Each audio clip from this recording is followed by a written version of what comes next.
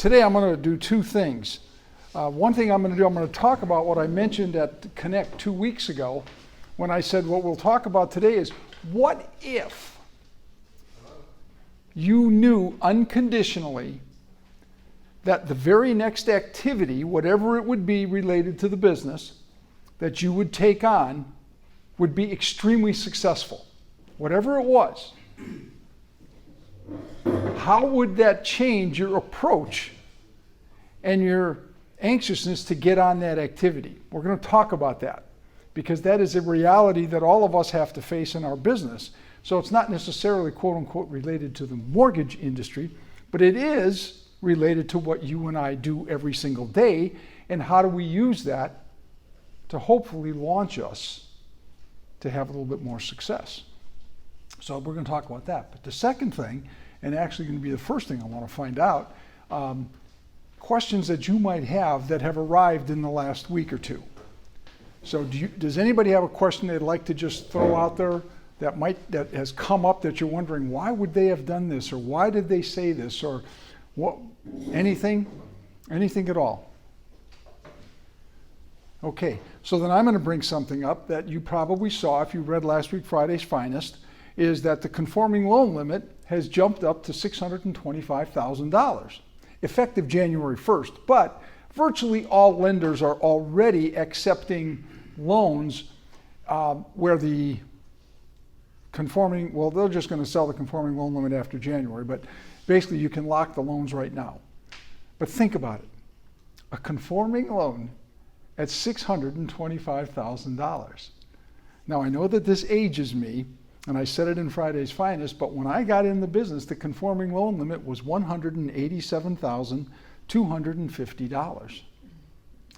Today it's $625,000. I remember when it was $340. Yeah. So think about that once. That means that a jumbo loan was $190,000. I mean, the thought of that is, for many of you, is almost as crazy as me thinking that it's, now to get to jumbo, you got to be over 6.25. That is like unconscious. So now I asked this question in Friday's Finest, and I would ask you you young folks, okay? Do me a favor. Please take that Friday's Finest and just print it and stick it in a little treasure box someplace. And 32 years from now, by that time I will be dead. I do know that. And when that 32 years from now, I want you to pull that out of the little treasure box if you're still in the real estate business, and I want you to see, what did Greg say the conforming loan limit might be in 2054? Because it's possible that if this were to continue, the conforming loan limit would be just over $2 million. Think about that for a minute. It's almost impossible to comprehend that a conforming loan would be $2 million. But that is just the reality of what happens in life. Everything keeps moving up. It's like for you to think that a conforming loan or a jumbo loan was $190,000 is hard for some of you, and then it's probably hard for most of us sitting here to think that a conforming loan could be $2 million down the road. And I think that's a reality.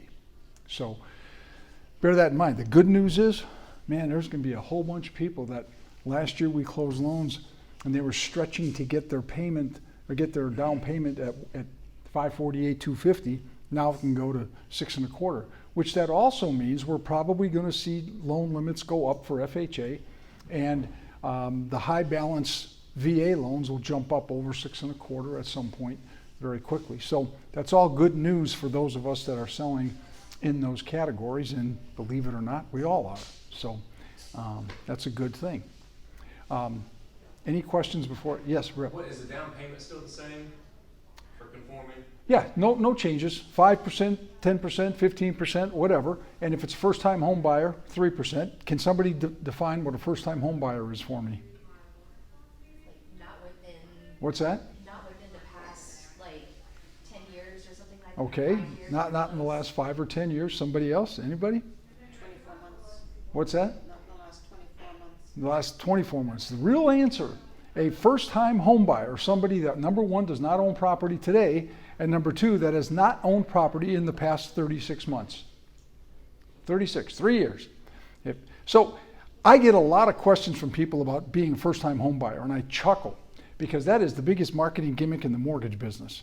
There's really not a lot of incentive if you're a first-time home buyer. You get a 3% down payment, and you're going to pay a higher interest rate and higher PMI. So really, that's not much.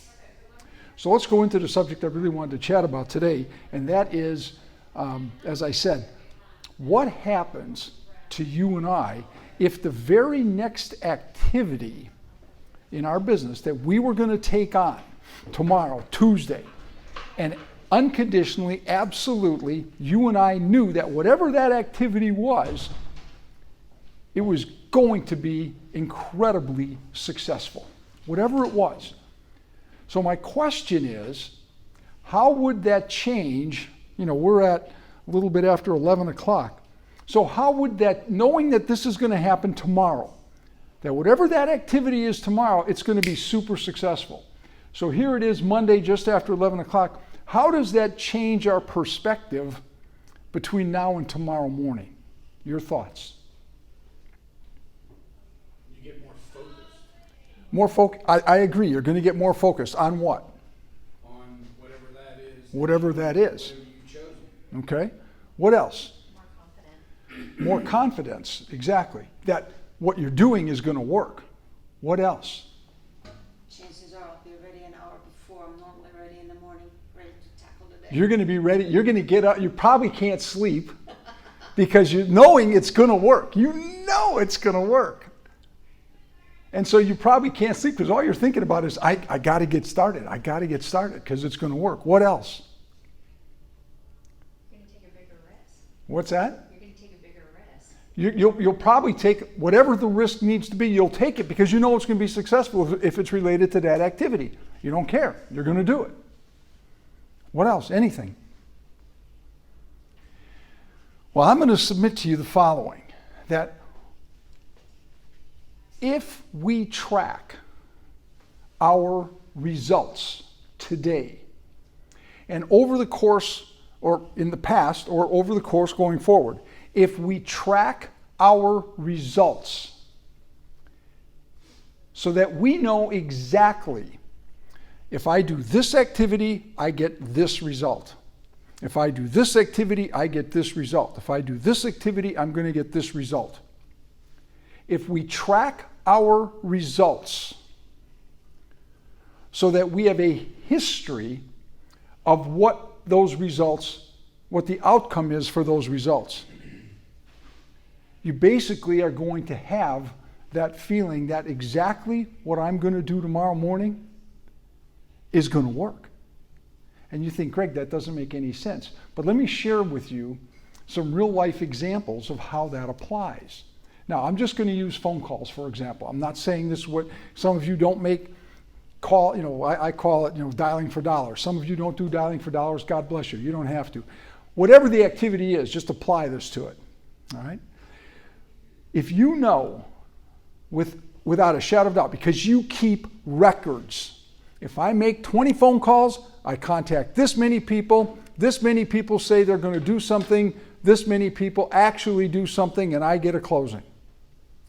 If you have got that record over a period of time, so that you know going in that if I make that number of phone calls, this is my result.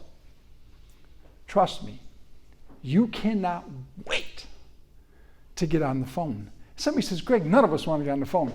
I've done telemarketing calls. I started doing telemarketing calls in 1979 was the first time I started doing telemarketing calls. And I was blessed because the gentleman, Fred, who taught me, he insisted that I keep records. Well, it only took a month. And I knew exactly what my results would be. If I did this, I got this. If I did this, I got this. So I couldn't wait. I'm not exaggerating. Did I like picking up the phone and make? No, I had to force myself to do that a little bit. But I couldn't wait to get started because I already knew what the results would be. I already knew it. It didn't make any difference. When I left that morning, because I would start making calls at 8:30. And I knew that I had to make calls for 1 hour. I made calls from 8:30 to 9:30. And now, some of you don't even know what yellow pages are. I know that. But I took out the yellow pages and I was called businesses and I would start calling. And I knew I had to make 20 dials. I had to actually I didn't have to get someone on the phone, but I had to actually, that I didn't get a busy signal or I didn't get a wrong number. I had to do 20 of those. And I knew that if I did 20 of those in the morning and 20 in the afternoon, and I did that 5 days throughout the week, I knew unconditionally that I would have 5 appointments the following week. It would absolutely turn out to 5 appointments. I also knew that those 5 appointments would really only become 3 appointments. And I knew that because 2 would cancel. That always happened. So all I really cared about is I got to get in and make my 40 phone calls. I have to make my 40 phone calls. Do it every single day. Now, that was the first sales job I ever had. Fred had been doing this. At that time, I thought he was old. He was all 52 years old. Boy, do I think differently today. But what happened, this is no joke. In 90 days, I was #1 salesman in the company, and he said, Greg, probably the best I've ever had. And I said, that's impossible. I've met some of the salespeople. They're incredible. I mean, they're 10, 15 years older than me. These guys could sell. He said, yeah, but they won't work like you do. And he said, what you do is different. And I said, well, what's that? He said, you get in and do the calls. And I said, well, I know that if I do this, I'm going to get this result. Little did I know, all the way back then, that same thing applies to absolutely every activity we do in our business to this day. If you make videos, and some of you make videos on a consistent basis, if you know that if you post 1 video a week, it is going to result in this. If you know that, then guess what? You will never miss doing that video. Now, if you track it and you see that if I post this video here versus if I post this video here, if I post it here, I get this result. If I post it here, I get this result. And this result on the second one, nothing ever happens. I never hear, I never know what's going on. Well, more than likely you may stop doing that video or publishing it in that place. Why? Because it's not bringing you a result that you feel good about, that gets you excited to get up and get going and do it. How many times do we hear Mike say, get up, get started, get to work, get in here? I mean, I just think that is as simplistic as it is, but it's right on target. We have to find a way to get started. But how do we get ourselves started?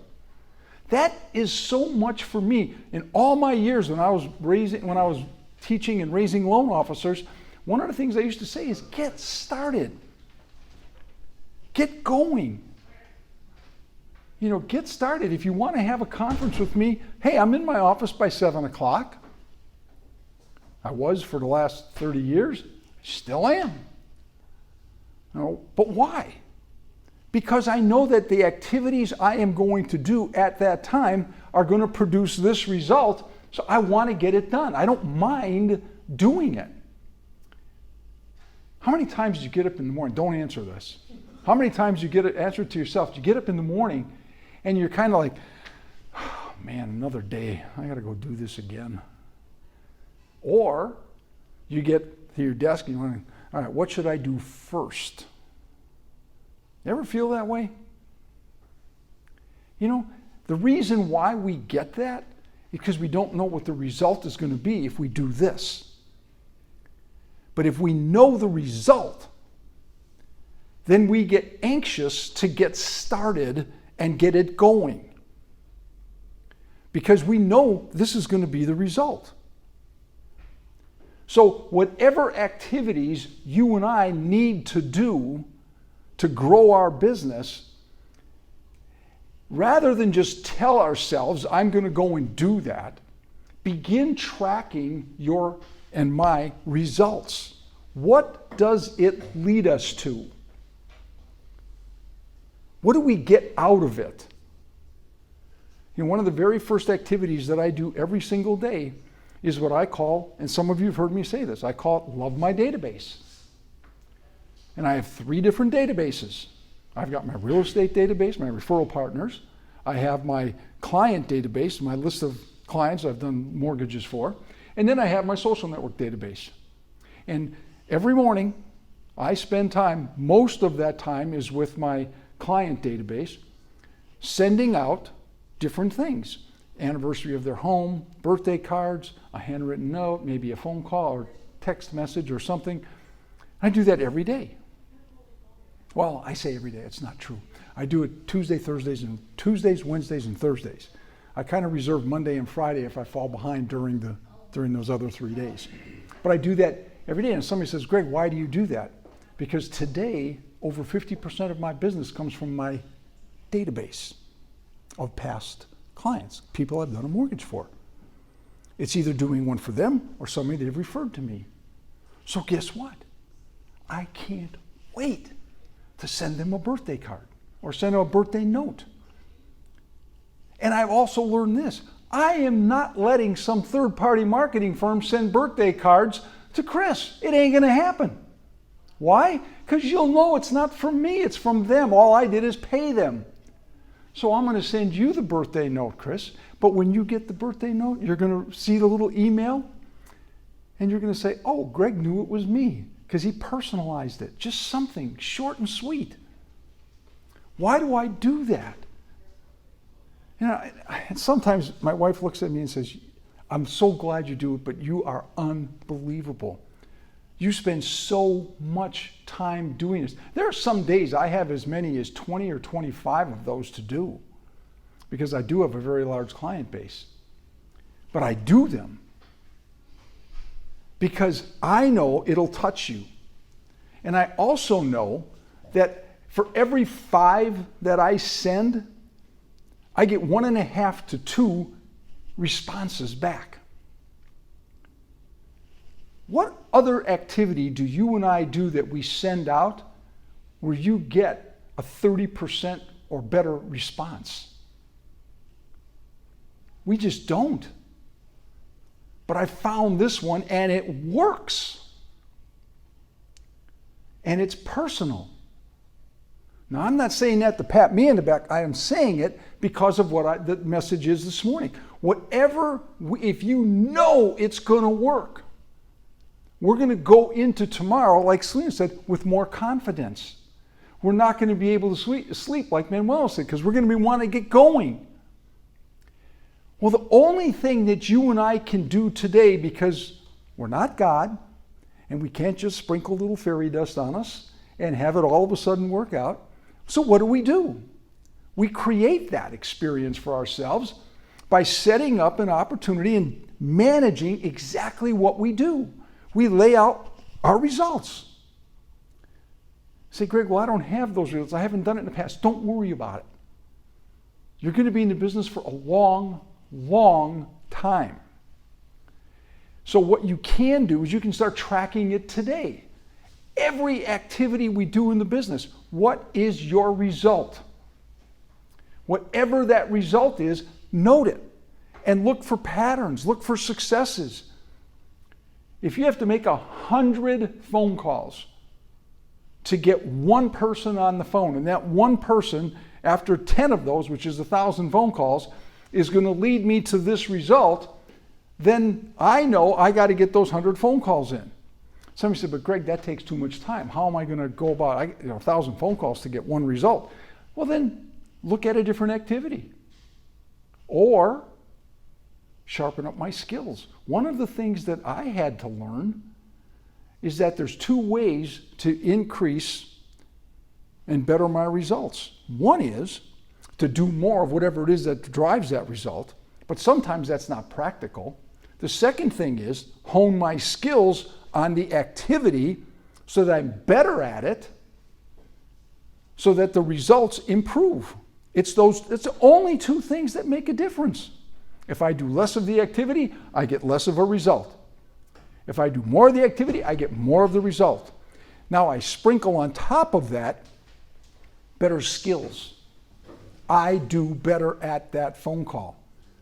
Now some of you take the time to come in for the 8 o'clock session over here that Mike talks about.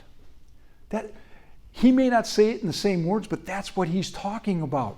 Honing the skill so that the activity produces greater result. My gosh, think about it. If you knew that you made 20 phone calls and you got this result, and if you knew that if I sharpen my skills just a little bit, I'm going to get just a little bit better result, our anxiousness to go do that is going to be significantly improved. And when that happens, our checking account gets just a little bit bigger. And that's not a terrible thing. As opposed to waking up and saying, oh, I got to go do this again. Or, what should I do first? Oh, gosh, you don't want to be in that boat. That's where the masses are. That's not where the success ones are. Make sense? Anybody have a comment or question on anything? Cool. Let's go do it.